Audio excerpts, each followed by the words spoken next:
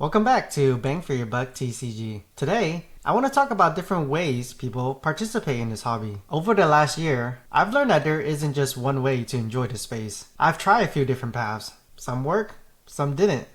I want to briefly walk through each one, share some of my experiences, and hopefully give you a better idea of what each path looks like. Let's begin.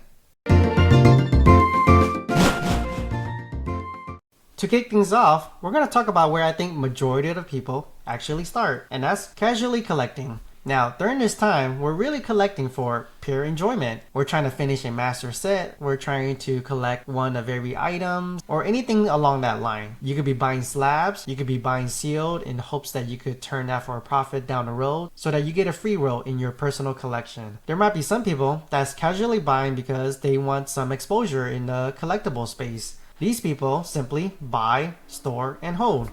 Most people start here, and some of us are perfectly happy staying in this lane, while others decide to take it a step further and try to make this into a business. In this section, we're going to talk about vending. I personally haven't done any vending yet, so take everything I'm saying with a grain of salt. But from what I've observed, there's some pros and cons to it.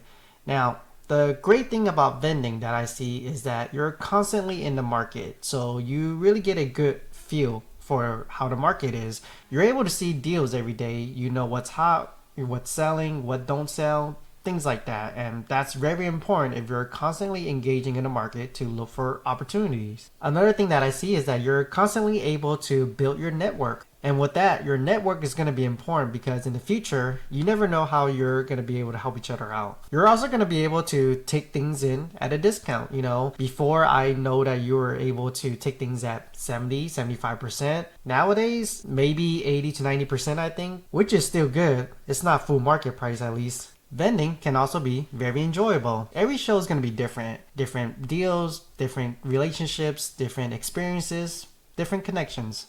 Some of the cons that I see in vending is that it's very time consuming. You need to take a lot of time the day before to kind of prep everything.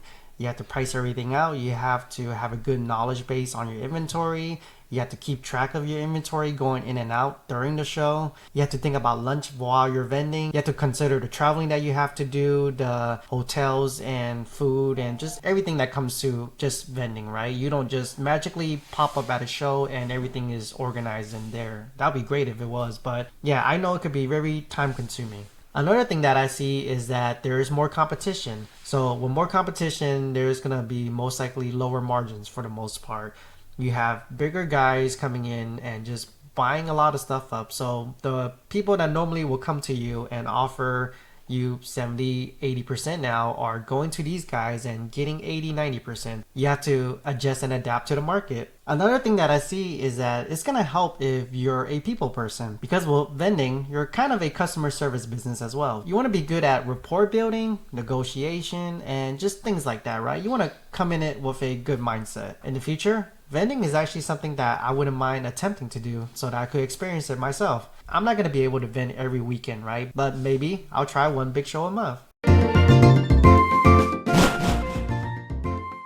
So the next topic we're going to talk about is live selling. Now, with this, it's going to be the same as vending. I have not done it, so definitely take everything I say with a grain of salt. But with live selling, I feel like every major platform nowadays are offering some kind of form of this. And I feel like it's going to be here to stay. I think it's going to be the next wave of how we actually buy things now. And seeing the demand and the growth of this actually solidify on why I feel like TCG as an investment is going to be here to stay as well. So some thoughts that I have with live selling is I know you have to be consistent with it. So make sure that you're able to dedicate the time to growing your channel. Another thing that you should consider when you're doing live selling is that you might be buying inventory differently than how I would.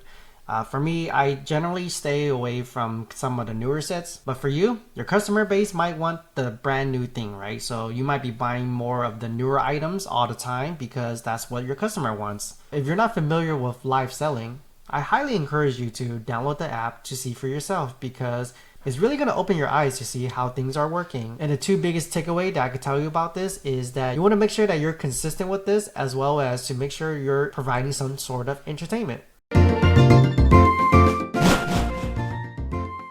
For this next topic, I want to talk about botting, flipping, scalping, whatever you want to call it, right? And it's funny because if you show that you have multiple items online, some people automatically think you're a scalper. Now with this, I know people that join Discord communities, pay for membership, and actually make this into a business, right? They're able to get it at MSRP and able to flip it for a good margin. A lot of these you can find on your local Facebook group. The book sellers that you see, most of the time they're doing some kind of form of this, right? I'm not gonna talk too much about if this is good or bad for the hobby. All I know is that this is just part of it now and we just gotta accept it. Whether you want to use them or not, that's completely up to you. The next topic we're going to talk about is wholesaling. This was actually the first path that I attempted to try. Not because I was planning on it, I really just kind of stumbled upon it. What I mean by that is that I was buying a lot of sealed at that time, mainly for my personal collection. I was buying English, Chinese, Japanese, you name it, right? Just buying a little bit of everything because at that time, I didn't really know too much. And over time, I was just like, let me just cherry pick the ones that I really want, which were mainly the English ones. So I kind of tried it out and I was listing my Chinese and Japanese stuff for sale. And surprisingly, they were selling pretty well. Some of the things that I learned while doing this the last few months was that in this space, it's actually very competitive. There's a lot of big wholesalers out there and it's hard for me to compete on pricing, customer service, and credibility, right? Because they've been around for so long. When I really look at this and ask myself, is this going to be a sustainable business model in the future? I'm not quite sure because it seems like right now I have to buy the item, sit on it for 3 to 6 months in hopes that eventually my price is going to be competitive enough. And then eventually it might sell for that 15% margin or something, right? I could also tell myself that, hey, you just started 4 months ago, so it's going to take time, years to build up your customer base. And eventually once you build it enough, when I buy a new product, it's not going to sit there as long. Maybe I just got to give it time, right? So currently, I'm still trying to figure out if the wholesaling side is still going to be something that I'm going to do in the future. And my honest answer to that is I'm not too sure. I definitely want to keep it going so that I can provide affordable pricing to customers. Right now I'm mainly selling on eBay, but maybe I got to pivot a little bit to try to sell it to streamers, try to build my customer base a lot more, which I haven't yet. All in all, what I'm trying to say for this topic is if you want to get into this section of the business, I will recommend trying to build your buyer's outlet. Maybe there's a lot of routes that I haven't tried yet. The last topic that we're going to talk about today is grading. And honestly, this is the path that I feel like is most enjoyable for me. Not only that, it's actually the most profitable for me. I think this is a path that I'm going to stay on, is it going to change a couple months, couple years down the road? I'm not too sure, but I feel like if I'm able to apply the framework that I use for demand and supply, then a lot of this becomes a little bit more predictable. There's also some obstacles that people automatically think when I talk about grading. When I say grading, a lot of people will think that it's actually too hard, but I could tell you firsthand that it's not hard at all. And I'm actually surprised that not a lot more people are doing it. But you could kind of see from the trend that grading has been exponentially growing. The main reason for that is because it's profitable, is scalable, and it's also could be predictable as well. The second thing that people will usually think about grading is that it's hard to source, and that is true to a certain extent. But I could tell you firsthand that majority of my products that I buy is from TCG Player and eBay, both of which everyone have access to. Another obstacle that I feel like is stopping people is lack of knowledge, right? They don't know what to grade, how to grade it, and they don't really know the gist of going around it. So the main thing that I'm trying to get across here is that grading is another path that you could take, and you actually don't need a lot of capital to try it. Of course, the more money you have, the faster you're going to grow, but you really could just go at your own pace. There isn't one right way to participate in this hobby. Sometimes you're doing multiple of these. Sometimes you're only focusing on one.